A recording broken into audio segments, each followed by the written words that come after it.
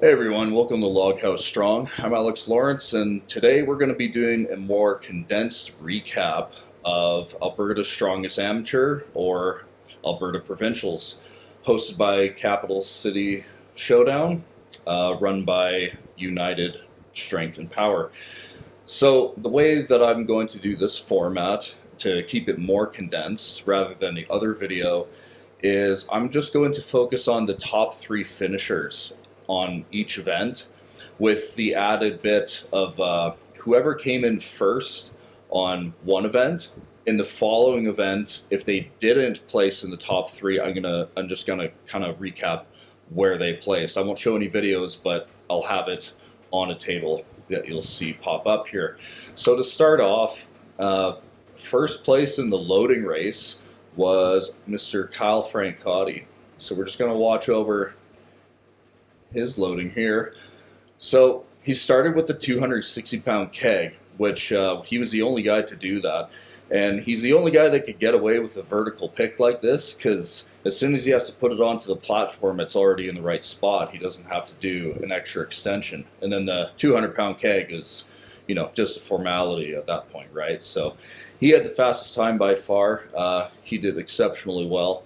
Next up, we had Alex Crisby, who placed second place in the loading race, and he did really well. Clearly, his time was 21.01 seconds, and no real issues for him here. I feel like he could have gone even faster. Just his foot speed, carrying each implement and then loading each thing, probably could have been a little bit smoother.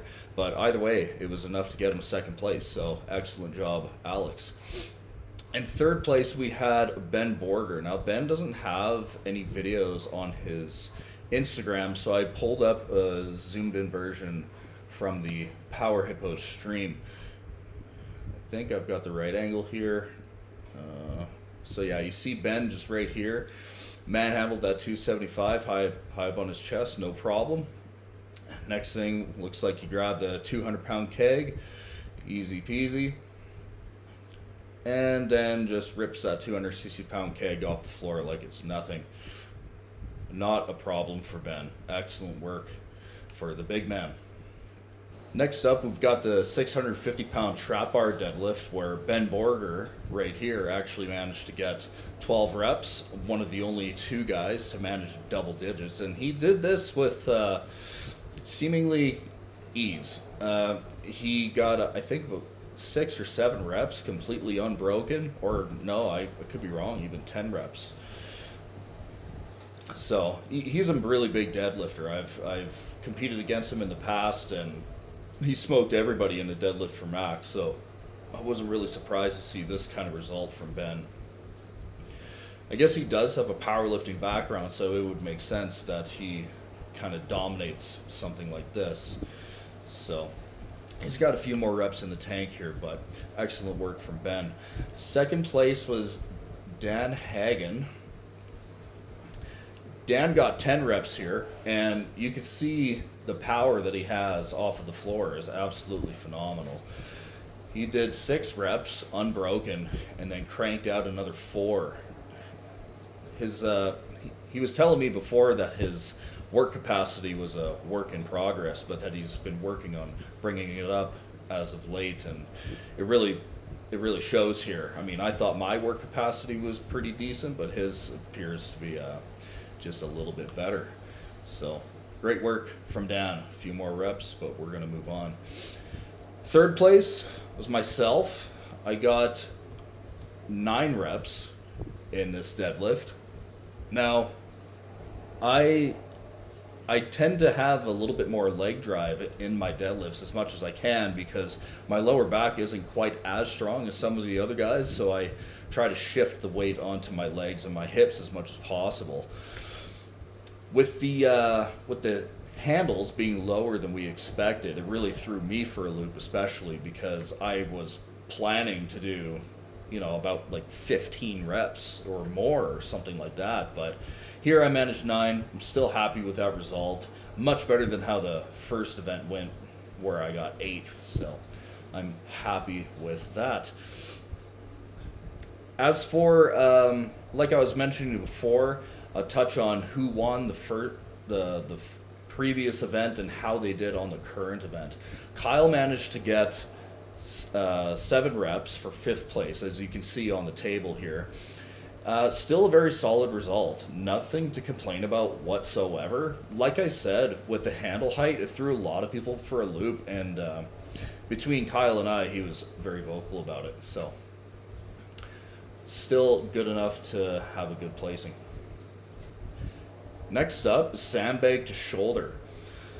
Kyle had a really dominant performance here. He managed 6 reps. I had been watching his training videos prior to this competition quite closely and saw that he was hoisting what appeared to be a 300-pound bag for 6 reps over 60 seconds repeatedly. Like maybe not multiple times in one session, but definitely at different posting times he seemed to do that, different training sessions. So great work, Kyle. 6 reps with a 275-pound bag is exceptional work. In joint second was actually myself. I also managed to crank out 6 reps on the sandbag here, which I was quite pleased with because, as you can see, my right arm was kind of wrapped up. My right forearm bicep area kind of giving me grief the past several weeks, so I wasn't able to train sandbag to shoulder, or even loading for that matter, as much as I wanted to. But all the extra rest and some extra cardio during my prep really helped me out for this event. I can't stress enough how important cardio is in strongman.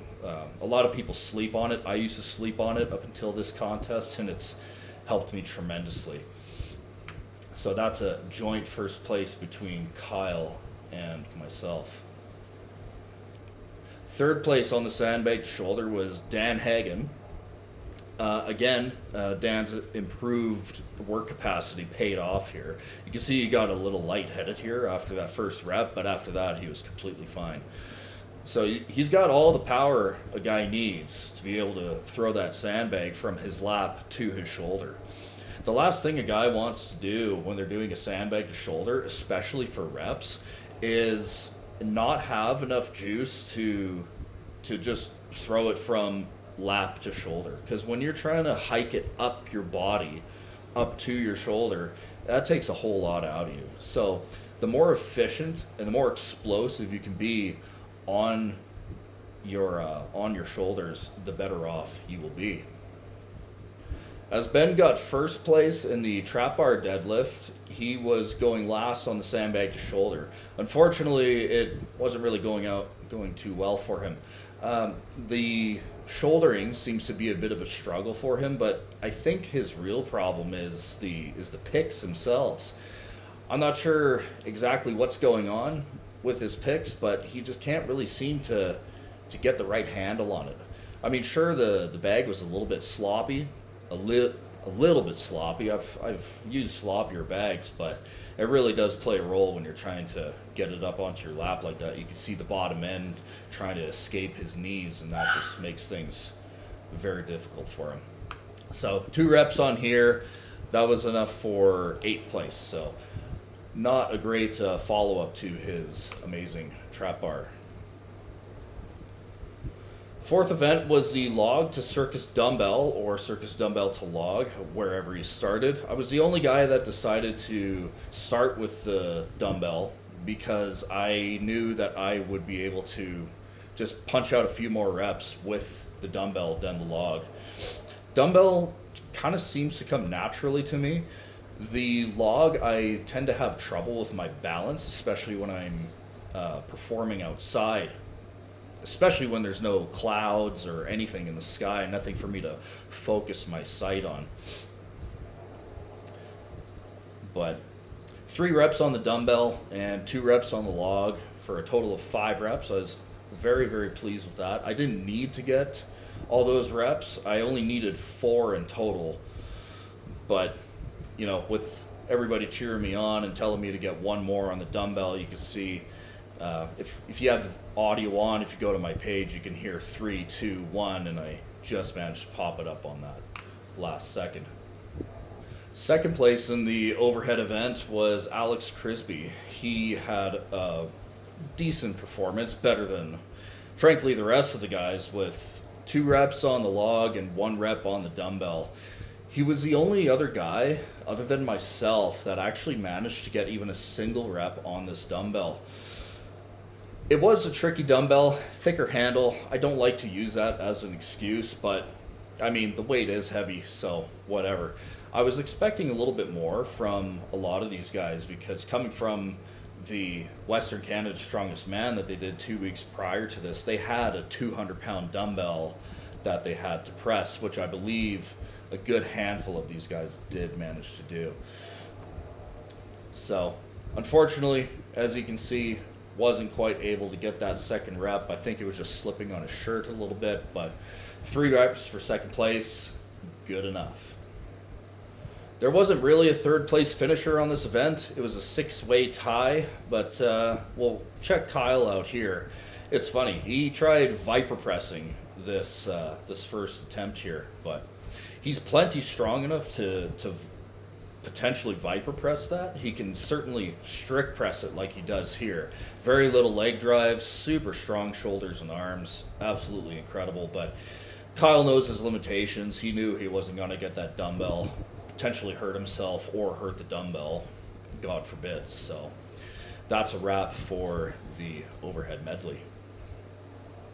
Last event, we had the duck walk and power stairs, where Kyle absolutely dominated the rest of the competition. And I don't mean our weight class. He literally had the fastest time in the entire competition, which is really crazy. We're going to let this run another time just because it was so fast. Like, it was sub 10 seconds, 9.69 seconds. Very incredible. He's so tall, his legs are so long, and he's quick too. So that really managed to carry him a long way. Congratulations to Kyle. Second place on the duck walk to power stairs was myself. I really wanted to do well on this. I was training hard for it. I remember the first time I tried picking up even a 400-pound pin, I had the lights knocked out of me. It just felt so heavy at the time, but fortunately, when it came down to it, this felt really, really light on the day. So pretty happy with my performance. It managed to elevate me to second overall. Third place in the duck walking stairs was Dan Hagan, which is crazy to me because apparently he claims that he's never done duck walk. So I don't know if that means he's never done duck walk in competition or if he's never done it, period. If he's never done it, period, that's actually quite amazing. And considering the fact that he blew out his knee maybe a couple of years ago, he took a little bit of a chance doing that duck walk with such a heavy weight. So great finish for Dan. So Kyle ended up taking the win, the overall win after the duck walk. Congratulations to Kyle. Fun fact for Kyle, he's competed multiple times over the past year or so, and this is actually his first competition win. So his first competition win being Alberta Provincials is actually, it's pretty cool. It's pretty cool. Congratulations to the big man. So that's a wrap for the 2025 Alberta Provincials. Excellent contest. There were just about 100 contestants, and everything was wrapped up in about 6 hours. I was quite blown away at how efficiently everything ran. At first, I was kind of thinking to myself that, if we're going 1 or even 2 people at a time, this contest could go from like 8 a.m. to 8 p.m. Luckily, it didn't come to that. Everything was run really smooth. 4 lanes was definitely the right move. So great work, Capital City Showdown, for putting all that together and making the show as good as it was. So that's my recap. Thank you for watching. Stay tuned for more videos. This is Loghouse Strong.